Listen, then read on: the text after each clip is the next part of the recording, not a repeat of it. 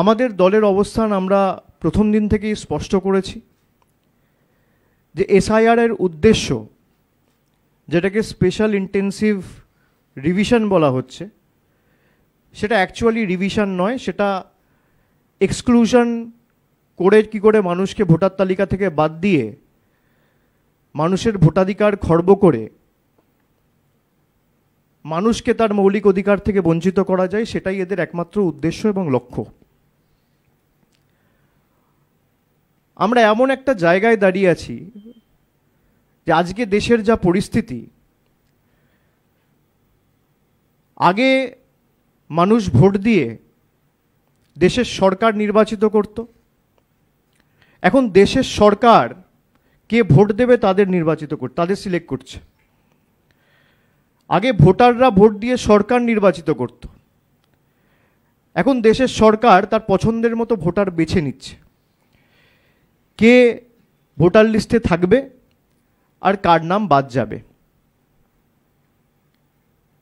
এবং তাদের লক্ষ্য কোনোদিন এসআইআর করে ভোটার লিস্ট ত্রুটিমুক্ত করা নয়। যদি তাই লক্ষ্য থাকতো, এই ভোটার লিস্টের নিরিখেই 2024 সালের আজ থেকে 1.5 বছর আগে লোকসভা নির্বাচন হয়েছে, যেখানে বাংলা সহ দেশের 543টা লোকসভা কেন্দ্রে সাংসদরা নির্বাচিত হয়েছে এবং পরবর্তীকালে দেশের সরকার হয়েছে এবং প্রধানমন্ত্রী নির্বাচিত হয়েছে। এই ভোটার লিস্ট যদি ত্রুটিযুক্ত হয়, কেন্দ্রীয় সরকারের প্রথম দায়, দায়িত্ব, কর্তব্য,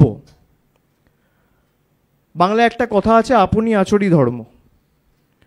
অন্যকে জ্ঞান না দিয়ে প্রথমে লোকসভা ডিসলভ করে আপনি ভোটে যান। আমরা তো ভোট থেকে পালিয়ে যাচ্ছি না। এই ভোটার লিস্ট যদি ত্রুটিযুক্ত হয়, তাহলে এই ভোটার লিস্টে আমিও সাংসদ হয়েছি, দেশের প্রধানমন্ত্রী থেকে শুরু করে, স্বরাষ্ট্রমন্ত্রী থেকে শুরু করে, অর্থমন্ত্রী থেকে শুরু করে, প্রতিরক্ষা মন্ত্রী থেকে শুরু করে যারা মন্ত্রিসভায় আছেন, প্রায় 60% বেশি প্রতিনিধি তারা নির্বাচিত হয়েছে এই ভোটার লিস্টের নিরিখে। তাদের মৌলিক দায়িত্ব, দায়বদ্ধতা যে তাদের ইস্তফা দিয়ে তারপর আপনি স্পেশাল ইন্টেন্সিভ রিভিশন করুন না, কেউ তো বারণ করছেন না।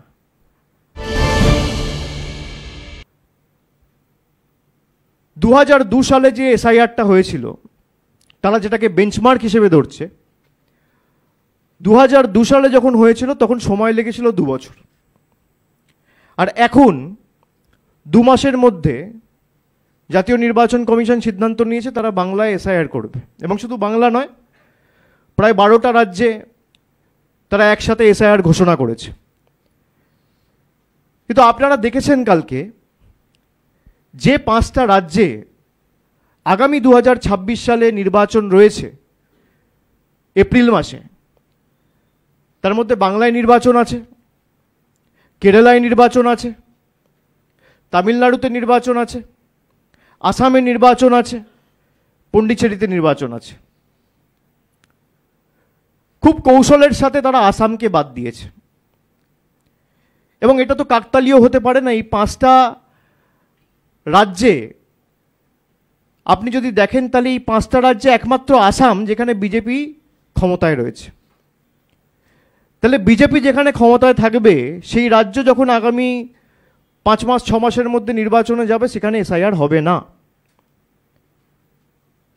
বাংলায় এসআইআর হবে। তারা বলেছে যে সেখানে সিটিজেনশিপ অ্যাক্ট পৃথক রয়েছে, আসামের ক্ষেত্রে আলাদা প্রভিশন রয়েছে, সেই জন্য আমরা আসামে করব না। তাহলে আপনি এক দেশ, এক বিধান, এক নিশান, ওয়ান নেশন, ওয়ান ইলেকশন, এসব গল্প দেন কেন? আপনি ইলেকশন কমিশনের কোন রুলে লেখা আছে যে ভোটার লিস্ট রিভিশনের সময় এই স্টেটে কাজ হবে আর ওই স্টেটে হবে না? এটা কে বেছে দিয়েছে? কার অঙ্গুলি হেলনে চিফ ইলেকশন কমিশনার এবং জাতীয় নির্বাচন কমিশন কাজ করছে? কি এদের গায়ে জ্বালা এত বাংলাকে নিয়ে? এটা তো কাকতালীয় হতে পারে না যে 5টা রাজ্যের মধ্যে একমাত্র আসাম একমাত্র রাজ্য যেখানে বিজেপির সরকার ক্ষমতায়, এবং সেখানে এসআইআর হবে না। কেন? এর কোনো সদুত্তর নির্বাচন কমিশন দিতে পারেনি। মিডিয়ার প্রতিনিধিরা ছিল, তারা অনেক প্রশ্ন করেছে, আমি তাদের স্যালুট জানাই। আস্তে আস্তে আমাদের দেশের মিডিয়াও পাল্টাচ্ছে। তারা যে প্রশ্নগুলো করেছে মেরুদণ্ড সোজা রেখে করেছে, একটা প্রশ্নের কোনো সদুত্তর দিতে পারেনি। আপনি বলছেন বাংলায় অবৈধ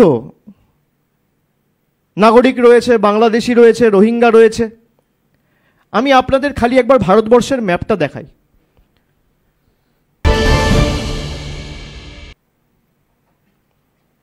ইন্ডিয়ার ম্যাপটা আমি একবার আপনাদের সকলকে দেখাবো। লাগাও, ইন্ডিয়ার ম্যাপটা লাগাও।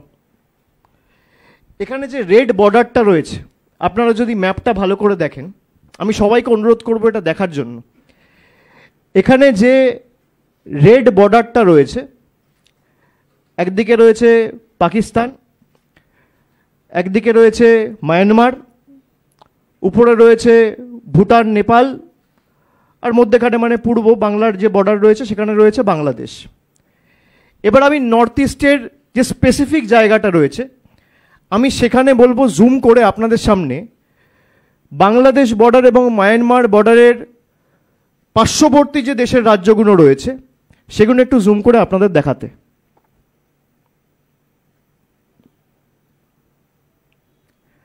আপনারা দেখুন, প্রথম যে ম্যাপটা আমি দেখালাম সেখান থেকে আমরা জুম ইন করে উত্তর পূর্বর দিকে গেলাম, এবং সেখানে আপনারা দেখছেন মধ্যেখানে হলুদ রঙের যে ম্যাপটা রয়েছে সেটা বাংলাদেশের ম্যাপ। একদিকে রয়েছে বাংলা, একদিকে রয়েছে মেঘালয়, একদিকে রয়েছে আসাম, একদিকে রয়েছে ত্রিপুরা, একদিকে রয়েছে মিজোরাম, আর একদিকে রয়েছে ওয়েস্ট বেঙ্গল।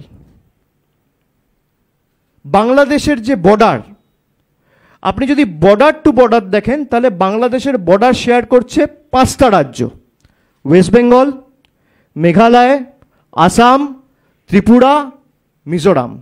এসআইআর হচ্ছে খালি বাংলায়, বাকি 4টে রাজ্য বাদ। কেউ প্রশ্ন করে না।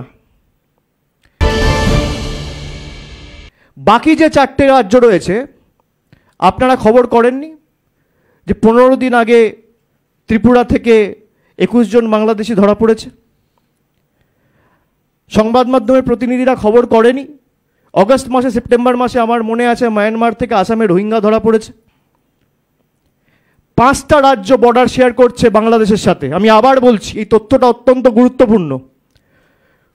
পশ্চিমবাংলার সাথে সাথে মেঘালয়, আসাম, ত্রিপুরা, মিজোরাম 4টে রাজ্যেতেই এসআইআর হচ্ছে না, এবং তারা বলছে বাংলায় বাংলাদেশি রয়েছে। পরের স্লাইডটায় যাব। মায়ানমারের যে বর্ডার রয়েছে, মায়ানমারের বর্ডারে আপনারা দেখুন 4টে স্টেট রয়েছে যাদেরকে রোহিঙ্গা বলা হয়। বার্মা বা মায়ানমার থেকে যারা আসে তাদেরকে বলে রোহিঙ্গা। বিজেপির নেতারা বলতো 1 কোটি রোহিঙ্গা রয়েছে নাকি বাংলায়।